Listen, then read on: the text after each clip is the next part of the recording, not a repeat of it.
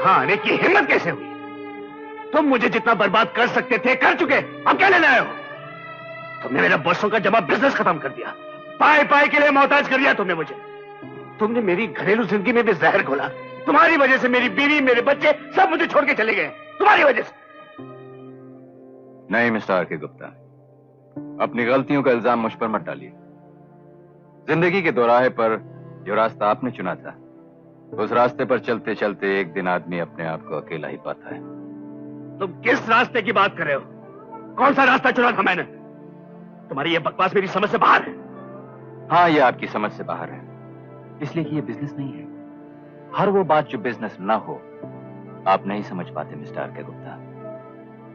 शायद इसीलिए आप नहीं समझ सके उस औरत का दिल, उस औरत का प्यार, उस औरत की मोहब्बत, क्योंकि वो सब बिजनेस नहीं था।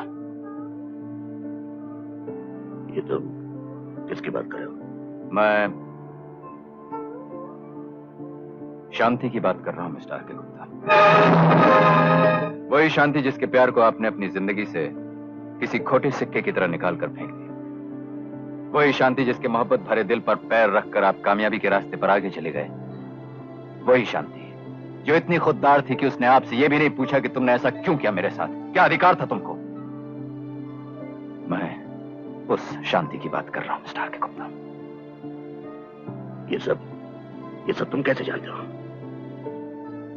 मैं सब कुछ जानता हूं मिस्टर आर.के. गुप्ता। उसकी तन्हाई और उसके दिल का एक एक जख्म,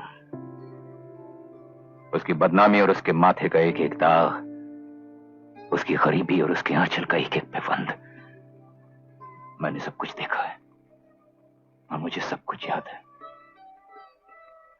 आपके हाथों मर तो वह पहले ही चुकी थी, लेकिन चिता उसे 25 बरस बाद नसीब हुई, और उस चिता की आग आज भी मेरे दिल में दहक रही है, इसलिए कि मैं उस अभागिन शांति का बेटा हूं मिस्टर आर.के. गुप्ता, और आप मेरे नाजायज बाप हैं।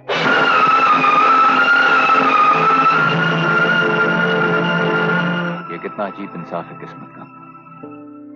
एक दिन दौलत के लिए आपने मेरी मां को छोड़ा था और आज उसी दौलत ने आपको छोड़ दिया। ये देखिए, यही है वो दौलत। आपकी तरफ से मेरी मां को बदनामी और गरीबी के सिवा कुछ नहीं मिला मिस्टर गुप्ता, लेकिन आज मैं अपनी मां की तरफ से आपको आपकी सारी दौलत वापस करता हूं। ये लीजिए।